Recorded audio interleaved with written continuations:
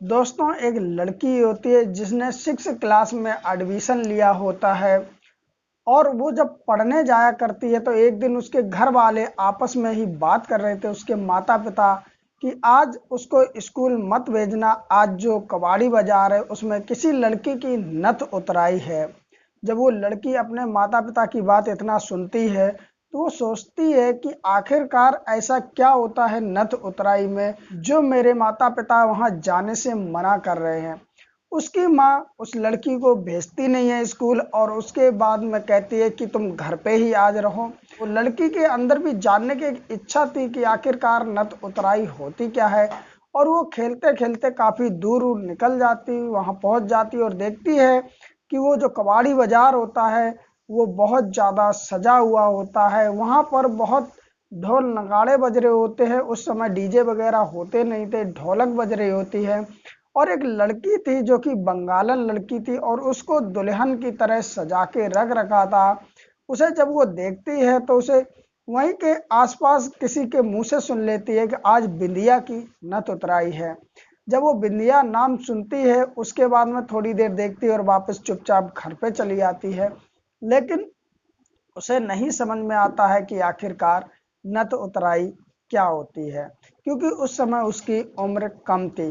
धीरे धीरे जब वो 14-15 साल की हो जाती है लड़की, तब वो जानने की कोशिश करती है कि आखिरकार उस कबाड़ी बाजार में ऐसा क्या होता है जो उसके घर वाले कहते हैं जब भी स्कूल जाओ तो सीधे चुपचाप स्कूल जाओ और स्कूल से सीधा घर आ जाओ। उधर की तरफ देखना भी नहीं है, क्योंकि वहां पर औरतें सज धज करके बैठती हैं और इशारे करती बुलाती हैं। जब वो लड़की स्कूल जाया करती थी तो कबाड़ी बाजार की तरफ देखा करती थी, तो ये बात सच निकलती। वहां पर औरतें दुल्हनों की तरह सज करके लोगों को इशारे किया करती थी, बुलाया करती थी। जब वो 14-15 साल की लड़की हो जाती है तब वो जानने की इच्छा करती और उसे पता चलता है कि वो एक कबाड़ी बाजार ऐसी जगह है जहां पर कई सारे कोठे हैं और वहां वेश्यावृत्ति का धंधा होता है। जब वो थोड़ी समझदार होती है तब उसे पता चलता है कि वहां पर ऐसी लड़कियां ज्यादा लाई जाती हैं जो कि किसी के प्यार में पड़ जाती है और घर से भाग जाती हैं, और घर वाले समझते हैं कि लड़की भाग गई तो वो ढूंढना ही बंद कर देते हैं। और जब जिसके साथ भागती उसका जब मन भर जाता है तो फिर वो कोठे पे बेच जाता है। तो दोस्तों, इस तरह से किडनैप करके प्यार में भगी हुई ज्यादा लड़कियां आती जो कि जबरदस्ती उनसे फिर वैश्यावृत्ति कराई जाती है। जब उस लड़की की ये चीज पता चलता है तो वो एक प्रण लेती है और वो कसम खाती है कि मैं कुछ ऐसा करूंगी जो कि जिससे भी जबरदस्ती ये वैश्यावृत्ति कराई जा रही है उनको मैं इस दलदल से निकालूंगी, रोकूंगी, जिससे आगे किसी से भी जबरदस्ती वैश्यावृत्ति ना कराई जाए। तो नमस्कार दोस्तों, मेरा नाम अजय श्रीवास्तव। जानेंगे इस कहानी में कि आखिरकार लड़की ऐसा वो क्या करती है और वो कौन थी लड़की और वो बिंदिया कौन थी। जानेंगे इस पूरी कहानी में। आप बने रहे कहानी के एंड तक। उम्मीद करेंगे ये कहानी आपको अच्छी जरूर लगेगी। दोस्तों, तो इस वीडियो को शुरू करूं इससे पहले जो भी भाई बहन नए हो तो प्लीज चैनल को सब्सक्राइब कर दें और एक लाइक कर दें। तो चलते हैं कहानी की तरफ।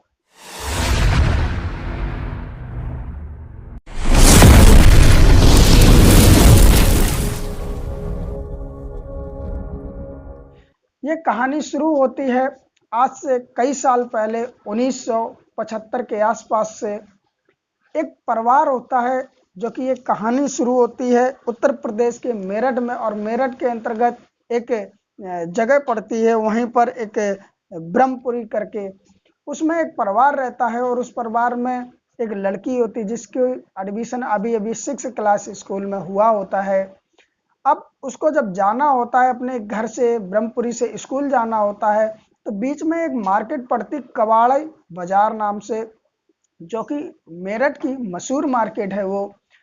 अब उसके घर वाले कहते हैं कि देखो, तुम्हें जाना है सीधा अपने घर से स्कूल जाना, स्कूल से घर आना, बीच में जो कबाड़ी बाजार पड़ता है वहां तुम इधर उधर देखना नहीं, कोई बुलाए तो जाना नहीं, क्योंकि वहां पर जो महिलाएं हैं, लड़कियां हैं, वो इशारा भी करती हैं, बुलाती भी हैं लोगों को, लेकिन तुम्हें उनकी तरफ देखना नहीं, घर आना है।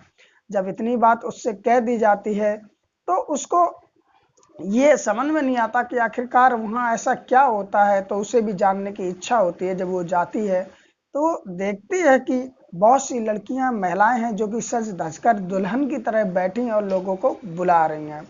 जब वो ये चीज़ देख लेती है तो वो तो छोटी थी, उसे समझ में कुछ आता नहीं है कि आखिरकार यहाँ होता क्या है। समय बीतने लगता है और एक दिन होता है जो कि उसी लड़की के पिता कह रहे होते हैं कि आज इसको स्कूल मत भेजना, आज किसी लड़की की वहाँ पर नत उतराई है। जब इतनी बात वो लड़की सुनती है तो उसके मन में भी हलचल पैदा हो जाती है कि आखिरकार नथ उतराई होती क्या है, मुझे ये जानना है। लेकिन उसकी माँ स्कूल नहीं भेजती है, वो घर में खेलती रहती। पहले के समय में मोबाइल फ़ोन थे नहीं, क्योंकि वो समय ही ऐसा था, वो दौर ऐसा था। तो बच्चे काफ़ी दूर दूर खेलने भी चले जाया करते थे। वो लड़की, एक स्कूल था सरदार पटेल नाम से, तो इस स्कूल में बहुत सारे खेलने के साधन थे, तो उसमें खेलने के लिए वो जाती है। तो रास्ते में कबाड़ी बाजार में ही पहुंच जाती तो देखती है कि आज कबाड़ी बाजार और दिन से बहुत ज़्यादा सजा हुआ था। ऊपर तरह तरह के रंग बिरंगे कागज की झालरें सी बना के सजा रखी थी और वहां पर ढोल बज रहे थे, ढोलक बज रहे थे। उस समय डीजे वगैरह हुआ नहीं करते थे।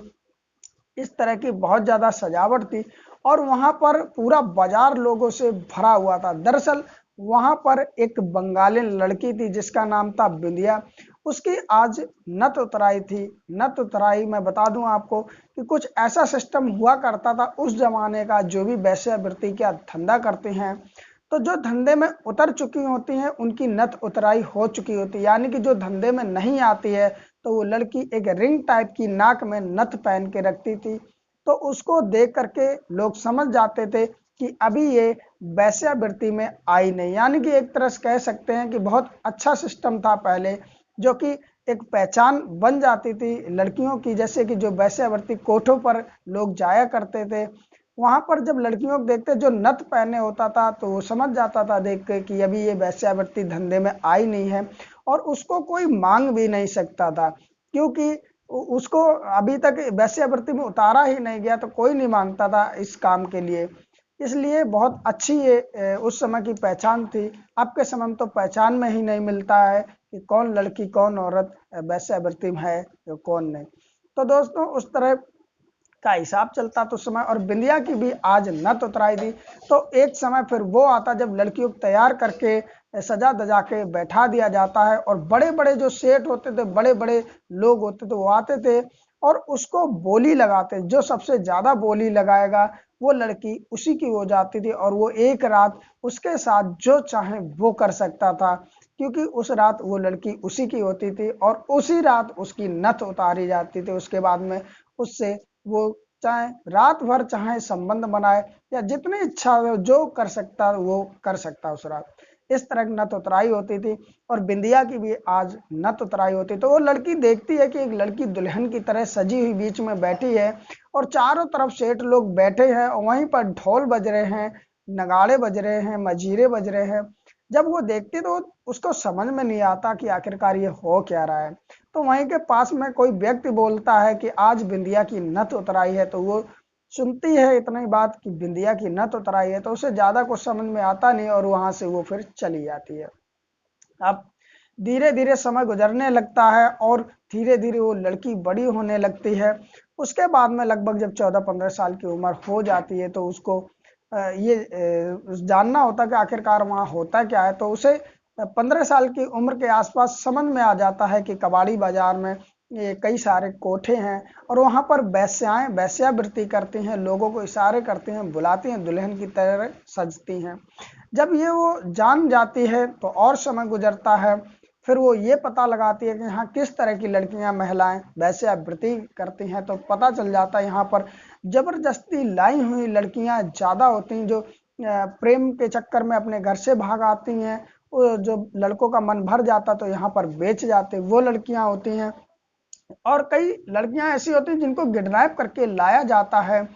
तो वो लड़कियां होती, जब उस लड़की को इतना पता चलता है तो वो एक प्रण लेती है कि इस तरह की लड़कियों को मैं यहाँ से निकाल के रहूंगी और कोशिश करूंगी आगे कोई लड़कियां ना फंसे। फिर वो लड़की और जब बड़ी होती है तो एक अपनी संस्था बनाती है और रेस्क्यू का काम शुरू कर देती है, कोठों पर जा जा करके जो भी लड़कियां जबरदस्ती लाई गई होती हैं उनको रेस्क्यू करती है। और धीरे धीरे ये सब करते करते लगभग 26 साल के आसपास बीत जाते हैं। अब इधर वो लड़की जो थी उसका मैं दरअसल आपको अब नाम ही बता देता हूँ। उस लड़की का नाम होता है, जो कि पढ़ने जाया करती थी, किसी टाइम छोटी थी, अब वो बड़ी हो चुकी थी, उसने संस्था खोल रखी। उस लड़की का नाम होता है अतुल शर्मा। जो अतुल शर्मा जी होती हैं, एक समय वो कवाड़ी मार्केट के जो मैन कोठे के बाहर ही होता, तो वहां से जब वो जाती किसी काम के लिए, तो एक औरत होती है जो कि इधर से उधर घसीट रही होती है और उधर से इधर घसीट रही होती। देखने में ऐसा लगता है कि कोई शायद ये मांगने वाली है, इस तरह। तो वो उसे इशारा करके बुलाती है अतुल शर्मा जी को। तो अतुल शर्मा जी के साथ में एक और महिला होती है। तो अतुल शर्मा जी इशारा करते कि देखो किस लिए बुला रही है, शायद इसे कुछ पैसे चाहिए होंगे, दे दो जाके। अब जैसे वो महिला उस महिला के पास जाती है तो वो कहती बताओ क्या काम है। तो वो इशारा करते तुमसे नहीं काम है, मुझे अतुल शर्मा जी से ही काम है। अब उसके बाद में अतुल शर्मा जी पास जाते हैं तो वो कहते हैं बताओ कुछ खाना चाहिए तुमको, या कुछ पैसे चाहिए तुमको, या दवाई के लिए पैसे चाहिए, दवाइयाँ चाहिए। इस तरह की जब वो बातें करती हैं तो महिला कहती कि मेरा नाम बिंदिया है, मुझे ये सब कुछ नहीं चाहिए। तो अतुल शर्मा पूछते तो फिर मुझे बुलाया क्यों। तो वो कहते कि मेरी एक बेटी है जो कि अब लगभग 18 साल के आसपास हो चुकी होगी, और वहाँ ऊपर रहती है कोठे की तरफ। वो इशारा करती है और कहती है आज उसकी बोली लगने वाली है, तुम उसको बचा लो, अगर तुम नहीं बचा पाए तुम अपने आप को माफ नहीं कर पाओगी। जब इस बात को वो कहती है बिंदिया, तो वो जो लड़की अतुल शर्मा थी वो कहती है कि मैं क्यों नहीं माफ कर पाऊंगी, तुम भी तो माँ हो, तुम जाके उसे ले आओ। वो कहती है कि दरअसल आज से कई साल पहले मेरी यहाँ पर नथ उतराई हुई थी, और उसके बाद में फिर मुझे वैश्यावृत्ति के धंधे में डाल दिया गया था। और कुछ समय बाद मेरी एक बेटी होती है जो कि 3 महीने की हुई थी। उसके बाद में जो कोठे की मालकिन थी उसने अपने कब्जे में ले लिया, और उस दिन से आज तक मुझे कभी मिलने नहीं दिया। लेकिन मैं अब ज़्यादा दिन तक जिंदा नहीं रहूंगी। मेरी जो नथ उतराई हुई थी उस समय मुझे बचाने वाला कोई नहीं था, लेकिन आज जब मेरी बेटी की बोली लगने वाली है तो तुम बचाने वाली हो, तुम कई लड़कियों को बचा चुकी हो, तो तुम उसे भी बचाओ। तो इस तरह जब अतुल शर्मा बात सुनती है तो कहती ठीक है कोशिश करूंगी, और बिंदिया फिर कहती है कि मैं अब ज़्यादा दिन तक जीवित रहूंगी नहीं। तो जो अतुल शर्मा जी होती है वो भी हंसती हैं कि ज़्यादा दिन किसे जिंदा रहना है, ये सबको किसी ना किसी दिन जाना है। लेकिन बिंदिया कहती नहीं, मैं डॉक्टर के पास गई थी, डॉक्टर ने मुझे बताया था मुझे HIV है और मैं बहुत ज़्यादा कुछ ही दिन जीवित रह सकती हूँ, इससे ज़्यादा नहीं। लेकिन मैं चाहती हूँ कि मैं अपनी बेटी को एक बार जी भर के देख लूँ। जब इतनी बात सुनती हैं अतुल शर्मा जी तो वो भी भावुक हो जाती हैं, और उसके बाद वो कहती हैं ठीक है मैं कोशिश करूंगी तुम्हारी बेटी को बचाने के लिए। और वो फिर उस कोठे में वहीं से जाने की सोच लेते हैं, लेकिन वो ये सोचती हैं कि आखिरकार सब कोठे वालों को जो पता है कि अतुल शर्मा कौन है, ये लड़कियों को रेस्क्यू करती हैं, तो ऊपर जाएंगे और डायरेक्ट कहेंगे तो हो सकता है कि मेरे जान पे भी खतरा बन जाए। इसलिए अतुल शर्मा और उनकी जो सहयोगी एक महिला और होती हैं, फिर वो कुछ सोच समझ के सीधा कोठे के ऊपर उसी में चली जाती हैं। जाने के बाद जो कोठे की मालकिन होती जैसे ही देखती है और उन दोनों, तो वो कहते तुम्हारा लोगों को कैसे आना हुआ, मेरे पास तो कोई जबरदस्ती लाई हुई लड़की भी नहीं है, फिर तुम्हारा कैसे आना हुआ। तो अतुल शर्मा जी बोलती हैं कि देखो वो तुम्हारे कोठे के बाहर नीचे एक महिला है, वो कुछ मांग रही, उसे कुछ खाने पीने दे दिया करो, तुम्हारा भी भला हुआ करेगा। इस तरह की बात वो इसलिए करती हैं कि शायद कोठे मालकिन ने उससे बात करते हुए देखा हो तो उन्हें शक ना हो कि कहीं ये उसकी लड़की को बचाने आए। अब अतुल शर्मा जी होती वहीं पर बैठ जाते और बैठने के बाद में वो कहती है कि क्या चाय पियोगी। तो उसे पता होता अतुल शर्मा चाय पीती नहीं है, लेकिन अतुल शर्मा को तो ये जानना था कि आखिरकार बिंदिया की लड़की थी कौन। वहां पर कई सारी लड़कियां थी जो कि वैश्यावृत्ति के धंधे के लिए तैयार थी, और उनमें से एक लड़की थी जो कि कुछ कुछ इशारा कर रही थी अतुल शर्मा की तरफ। तो वो समझते कि शायद यही बिंदिया की लड़की है। और थोड़ी देर बाद जो कि अतुल शर्मा होती हैं वो कहती हैं कि मैं कॉफ़ी पीऊंगी, तुम कॉफ़ी मंगा दो, वहां पर मिलती। दरअसल कॉफ़ी जहां मिलती थी वो जगह दूर थी, और इसीलिए वो जानबूझकर ही उन्होंने बोला था कि मैं कॉफ़ी पीऊंगी, जिससे मुझे काफ़ी समय यहाँ मिल जाए बैठने के लिए। अब जब वो एक लड़की होती बार बार अतुल शर्मा के इशारा करती है, तो अतुल शर्मा कहती मुझे बाथरूम जाना है, तो जो उसकी जो मालकिन होती कोठे की, वो कहती है अरे तुम यहाँ बाथरूम कहाँ जाओगी, यहाँ गंदा पड़ा होगा, तुम्हारी इच्छा भी नहीं होगी ये सब करने की, बाथरूम वगैरह करने की यहाँ पर। तो वो कह देती कोई नहीं, मैं गंदे में ही कर लूंगी, और क्या इससे। और जो लड़की इशारा कर रही थी उसका वो हाथ पकड़ती और कहती चल तू मुझे बाथरूम दिखा। अब वो ले जाती, जब अकेले में पहुंच जाती तो अतुल शर्मा पूछती क्या तुम बिंदिया की बेटी हो? तो वो लड़की कहती मैं बिंदिया की बेटी नहीं, बिंदिया की बेटी तो अंदर कमरे में बैठी हुई जिसकी आज बोली लगने वाली है, और यही मैं बताना चाहती थी कि वो बहुत ज्यादा परेशान है, तुम आज उसे बचा लो। इतनी बात जब कहते हैं तो अतुल शर्मा फिर सुन के वापस आ जाती है और कहते हैं तुम्हारा बाथरूम बहुत गंदा है, कभी साफ करते या नहीं करते हो। उसके बाद अतुल शर्मा जब कमरे की तरफ देखती हैं तो एक लड़की होती है, बहुत ज़्यादा सुंदर होती है, और वो बहुत दुल्हन की तरह सजी बैठी होती है। तो अतुल शर्मा उस कोठे मालकिन से कहती कि ये क्या कोई लड़की पकड़ी हुई है जबरदस्ती, ये इस तरह क्यों इसे सजा के बिठा रखा है? तो वो कहती नहीं नहीं ये कुछ नहीं, ये मेरी मौसी की लड़की है, और ये पढ़ने जाया करती है, बस ऐसे ही आज इसका मन हुआ तो मेकअप कर लिया। तो वो कहती है अंदर जाके उस लड़की के पास कि जब तू पढ़ती है तो इतना मेकअप करने की क्या जरूरत। दरअसल अब अतुल शर्मा को पता चल चुका था कि आज इसी की बोली लगने वाली है। अब जो वो होती है उसके आंसू बह रहे होते हैं, तो उसके आंसू पोंछते हुए कहती है कि तुम पढ़ो, ये सजी क्यों बैठी हो, ये एक कोठा है, तुम्हें पढ़ने के लिए भेजा है। अब कोठा मालकिन भी कहती देखो पढ़ा लिखा के हम करेंगे ही क्या, पढ़ने लिखने के बाद जितना पढ़ाना पढ़ाना, उसके बाद कोठे की जो वैश्यावृत्ति का धंधा है इसी में इन्हें उतारना है। तो अब अतुल शर्मा बोलती है तुझे इतना ही उतरने का शौक है सजने का, चल मैं तुझे धंधे में अभी आज से ही उतारती हूँ। इस तरह का वो इसलिए कर रही थी कि किसी तरह बिंदिया की लड़की को खिड़की तक लाया जाए, जिससे बिंदिया जी भर के उसे देख ले, और उसके बाद में फिर वो हाथ पकड़ के बिंदिया की लड़की को खिड़की पे लाके खड़ा कर देती हैं, और साथ में जो उसकी महिला सहयोगी होती है उन्हें भी खड़ा कर देती हैं कि कोठे मालकिन कुछ समझ ना जाए इसलिए। और वहाँ खड़ा करने के बाद में बिंदिया की लड़की की जो होती है उसके कान में कहती है देख वो तेरी माँ बिंदिया है, तुझे जी भर के देखना चाहती है। वो लड़की भी फिर कहती है हाँ मुझे पता है ये मेरी माँ है। तो अतुल शर्मा शौक से रह जाते हैं, क्योंकि बिंदिया तो कह रही थी कि आज तक पता ही नहीं मेरी लड़की कि मैं माँ हूँ, लेकिन शायद किसी ने बता दिया होगा तो उस लड़की को पता था कि वो बिंदिया जो है वो मेरी माँ है। बिंदिया अब लड़की को जी भर के देख रही होती है और लड़की भी उसे देख रही होती है।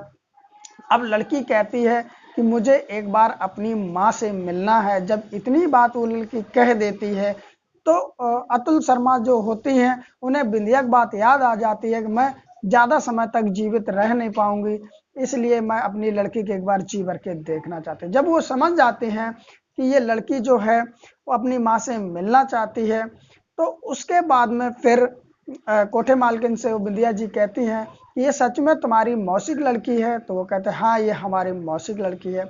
उसके बाद में फिर वो बिंदिया की लड़की का हाथ पकड़ती है और जबरदस्ती जीने के नीचे उतरने लगती है। कोठे मालकिन समझ जाती कि आखिरकार होने वाला क्या है।